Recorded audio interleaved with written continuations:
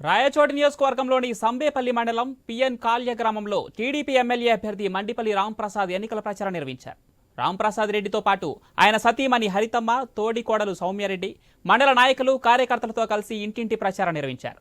ఇంటింటికి తిరుగుతూ చంద్రబాబు ప్రవేశపెట్టిన సూపర్ 6 పథకాల కరపత్రాలను పంచుతూ ప్రజలకు వివరిస్తూ తమ అమూల్యమైన ఓటు సైకిల్ గుర్తుపై వేసి రాంప్రసాద్ రెడ్డిని గెలిపించవలసిందిగా కోరారు.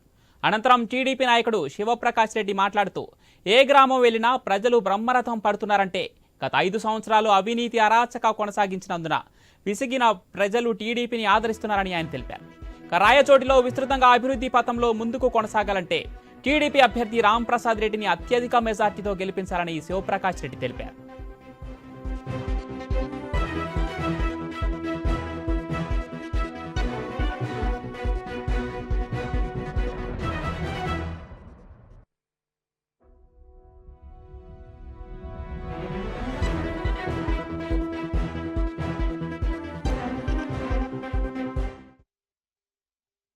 మూటగట్ల పిఎన్ కాలనీ గ్రామ పంచాయతీకి ఇచ్చేసినటువంటి మండిపల్లి హరితమ్మ గారి ఆధ్వర్యంలో ఈరోజు చాలా ఘనంగా జరుగుతా ఉంది ప్రచారము.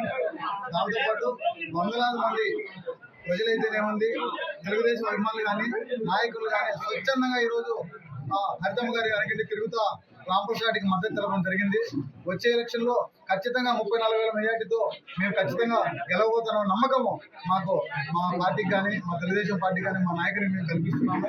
ప్రజలు కూడా స్వచ్ఛందంగా తరలివస్తున్నారు. ఎందుకు ఈ విధంగా జరుగుతూ ఉందంటే గత 5 సంవత్సరాలుగా వైఎస్ఆర్సీపీ పరిపాలన చేసినటువంటి అవినీతి అన్యాయాలకు పరాకాష్ఠకు చేరింది. దానికి వ్యతిరేకంగా ప్రజల్లో వచ్చినటువంటి ఈ భావోద్వేగమే ఈరోజు మండిపల్లి హరితమ్మ వెనకంటే ఇంతమంది జనాలు స్వచ్ఛందంగా తరలివస్తున్నారు. దానికే కారణము.